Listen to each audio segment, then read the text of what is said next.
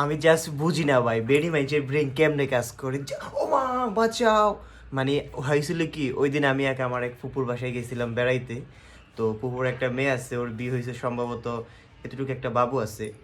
তো ডাইনিং টেবিলে সম্ভবত কোনায় একটা গ্লাস রাখা ছিল। তো নাস্তা রাখছে, আমাকে ডাকতেছে খাওয়ার জন্য। এক পর্যায়ে ওর বাবুটা আসছে, তো দুষ্টামি করতেছে।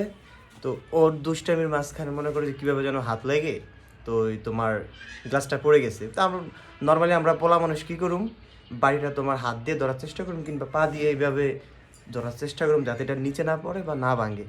কিন্তু এই জায়গায় বেরিয়ে মানুষ কী করে ভাই, ও মা গো, ও আল্লাহ গো, আল্লাহ আল্লাহ গো, আল্লাহ করে কেমনে হইলো, আল্লাহর গজব।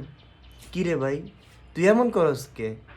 তুই হাত দিয়ে এটা ধরার চেষ্টা কর, বা পাড়া মেল বা কি যেভাবে হোক এটা আগাই যা।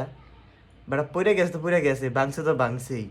এটা হলে ও মা গো আল্লাহ গো, কেমনে এটা হইলো গে। আধা থেকে 2 ঘন্টা এটা হলে আবার ক্যাচাল করলো। আধা 2 ঘন্টা থেকে তোমার এইভাবে আবার ক্যাচাল করলো, এটা হলো বিষয়টা লইয়া। সামান্য একটা গ্লাস, আমি বুঝি না ওকে ব্রেন কেমনে কাজ করে।